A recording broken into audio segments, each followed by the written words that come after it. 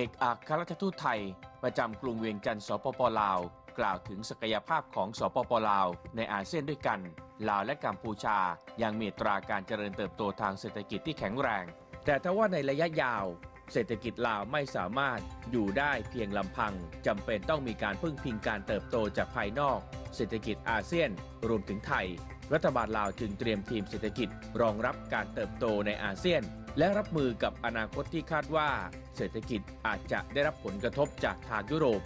ซึ่งหากอาเซียนมีการซื้อขายกันเองมากขึ้นกว่านี้ประชากรกว่า600ล้านคนอาจจะช่วยให้ทุกประเทศสามารถรอดพ้นจากการเปลี่ยนแปลงที่เกิดขึ้นได้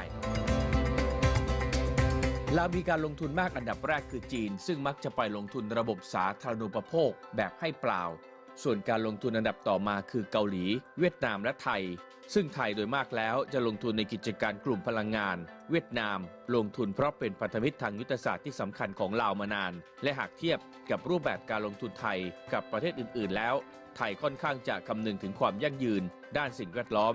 และสิทธิมนุษยชนสูงกว่าคาดการณ์กันว่าในปี 1563 ไทยจะมีโอกาสเป็นประเทศลงทุนอันดับหนึ่งในลาวได้หากว่าไทยสามารถลงทุนสร้างสะพานมิตรภาพไทยลาวเพิ่มขึ้นเป็น7แห่งตามแผนที่ได้วางไว้จากปัจจุบันมีอยู่แล้ว4แห่งขณะเดียวกันนักลงทุนไทยที่เข้ามาในลาวต้องไม่มุ่งหวังแสวงหาผลประโยชน์อย่างเดียวแล้วไปทำลายภาพลักษณ์ของคนไทยที่ลงทุนปักหลักอยู่ในลาวมานานคือต้องเป็นนักลงทุนที่คำนึงถึงการดูแลสิ่งแวดล้อมให้อยู่อย่างยั่งยืนด้วยส่วนจุดแข็งที่ทำให้ไทยลงทุนในลาวได้มากกว่าหลายประเทศคือไทยและลาวใช้ภาษาใกล้เคียงกันพูดคุยกันได้ซึ่งกลุ่มทุนใหญ่ที่เข้าไปลงทุนในสปป.ลาวจำนวนมากสะท้อนความน่าสนใจของเศรษฐกิจลาวได้เป็นอย่างดี